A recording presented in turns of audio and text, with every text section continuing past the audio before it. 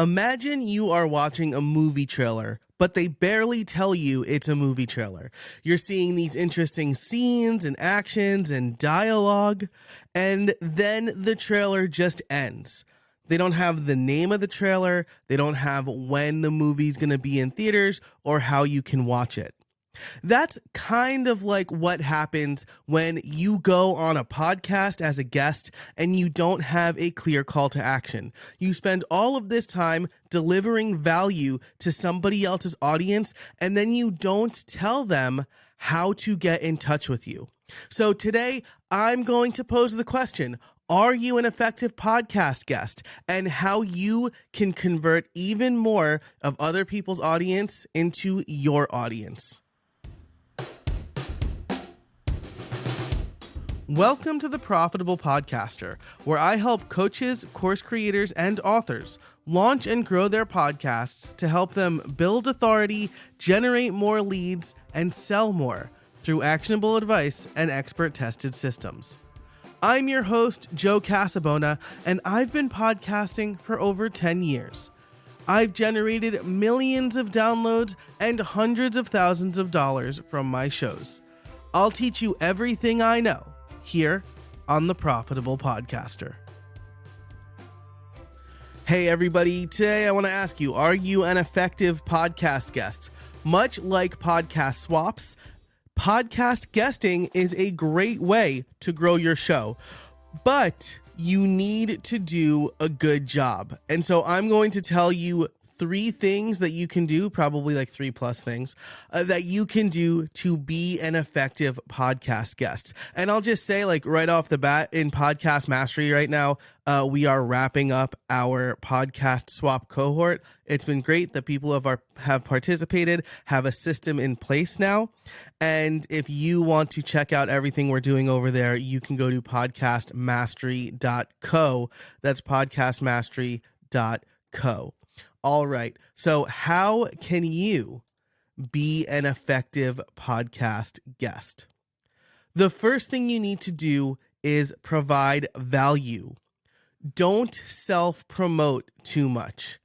Instead, ask the host about their audience, what their problems are, and do your best to offer actionable advice. This is something that really goes a long way because, again, you're not trying to sell yourself. You are trying to legitimately help the listeners. So if someone reached out to you to have you on the show, nail down the topic before going on the show, be prepared, right? Maybe have some stats at the ready. I've internalized a lot of the stats that I generally give when I do a podcast guest spot, but brush up on a few important talking points. And you should also be able to try to stick to one area. A mistake that I've made several times as a podcast guest is jumping around a lot, talking about course creation and then automation and then podcasting. This gives people mixed messages, right? I think I've said before, you don't want your car mechanic to also be your surgeon, right? You want them to be really good at their area of expertise. This is the message you want to communicate when you go on other people's podcasts as well. You want to tell them that you are a tried and true expert in this one area. As a result, you want to have 1 to 2 takeaways for the audience, all right? You're not going to have their full attention. Recent stats came out saying that almost 50% of people listen to podcasts on their commute. About 40% of people listen to podcasts while they're at the gym. 36% while cooking or baking. I listen to podcasts while I'm cooking dinner for my kids. So I'm trying to pay attention, but if someone's screaming or asking me a question, I'm probably going to miss some stuff. So you want to have 1 to 2 clear call to actions and make sure to repeat them throughout the episode. That's also really important because, again, you don't want them to miss those points. You're going to see at the end of this, I'm going to repeat everything I said. So number 1, know what you're talking about, deliver value. I guess it's 1A through 1C. Know what you're talking about, deliver value, and have 1 to 2 clear takeaways. Number 2, don't self-promote too much. I think I already said this, but you don't want to come off as salesy or smarmy the whole time. If you're only pushing your own stuff, you're not providing value, and it's obvious. I've done podcast episodes, interviews with people where they brought up their product or their book just a little too much for my liking, and I end up either editing it or not airing that episode because I want the value to be there.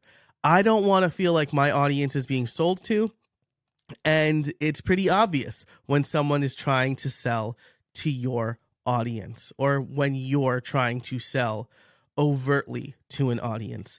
Usually what will happen is the host will give you an opportunity to tell people where they can find you or ask them to take some action.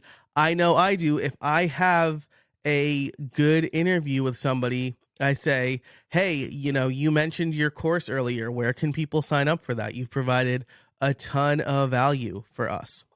And I'll get to that more in a minute because I think that I want to end with what is the most important part of being an effective podcast guest as far as building your audience.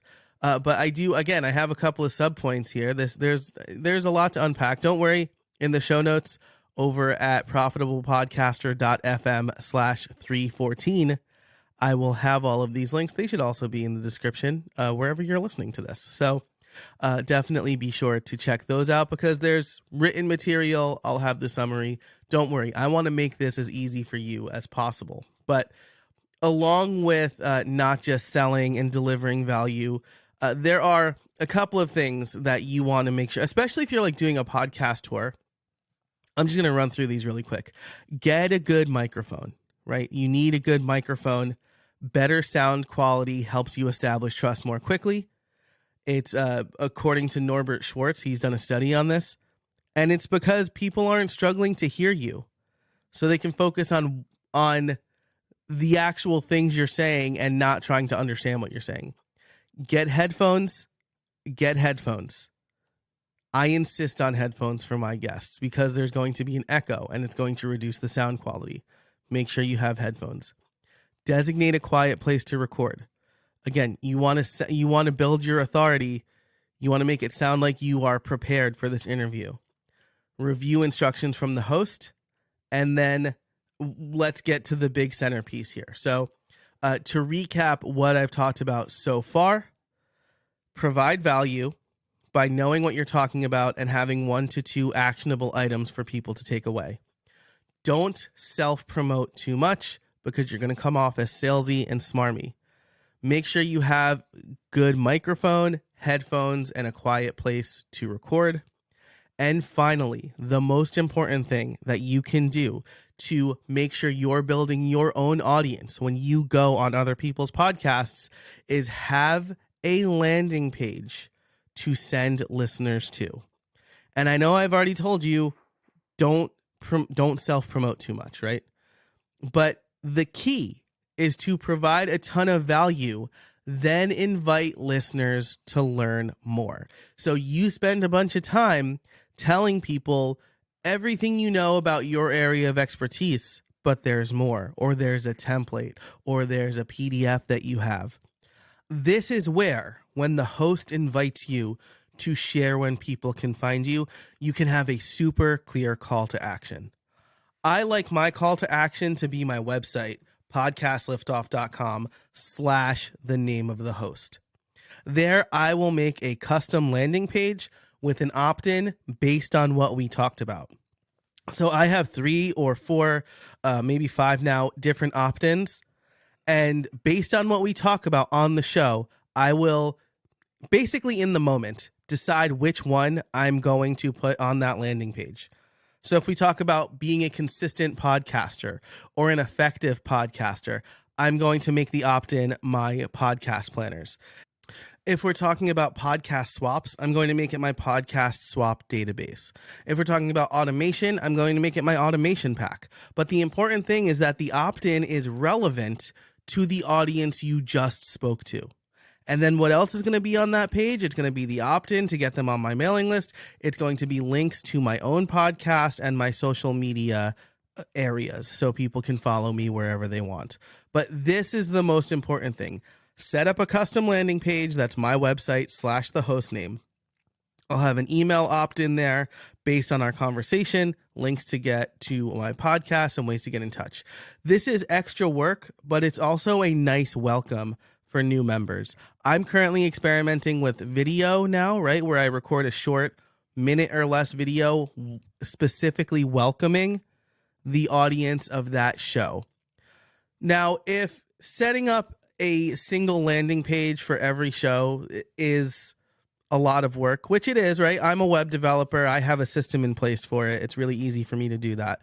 But I want to give you a piece of advice that Christina Nicholson, the media maven, gave me when she came on my podcast, How I Built It. Now, as this episode comes out, her episode's not out yet, but I will give you this little piece of advice that I really like from her. Buy a short, custom, easily speakable domain for you to share with the audience. So one of hers is like 16steps.com. Amazing she got that URL because it's really short, and I thought for sure it would be purchased already.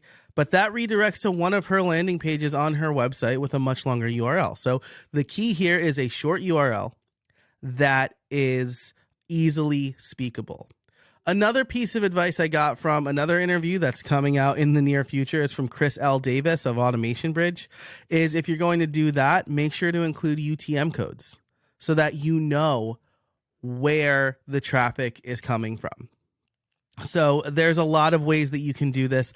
I like to use switchy.io to create these custom redirects. So one of my domains is podlift.me. And so that's not the most speakable. I usually don't use that one on shows, but I have a couple, right? And so the point is, if I do use like podlift.me, it will be a redirect, and it'll be to a longer URL with UTM codes. So it'll have like the name of the podcast. The campaign will be podcast guest. And that way I can tell who's hitting that page from what shows are converting the most, and go from there, right? Because again, I want to make sure the podcasts I'm going on are super effective. The opt-ins I'm promoting are super effective. And so there's a lot of experimentation that you have to do here. But again, if you're not doing the landing page, just start there at first. Just create a landing page to send people to an opt-in. Don't send them to your homepage, or don't just say follow me on Twitter.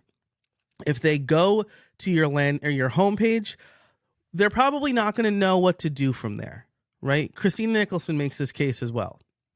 You're sending people to your generic homepage where maybe it's like buy my thing or whatever, or maybe it's just your bio. Send them to a landing page that very clearly gets them onto your mailing list, or very clearly guides them to subscribing to your own podcast. The landing page is the big map with the X on it. This is where you got to be. This is what I want you to do. And so if you're not doing that, just do that and experiment from there.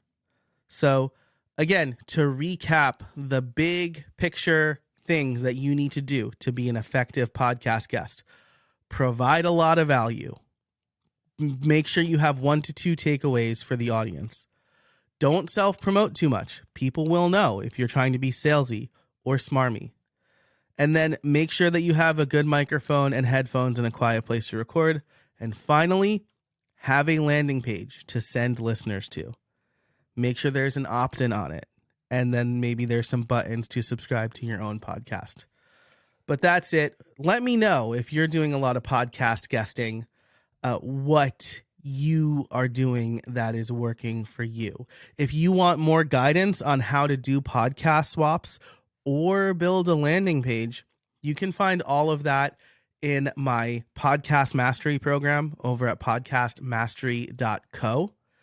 Along with that, you'll get an hour with me one-on-one time. So we can, if you're like, I don't even know how to get on other people's podcasts, that's what we can talk about. Or if you're like, I don't even know how to build a landing page, that's what I can guide you through that one-on-one. So again, that's over at podcastmastery.co.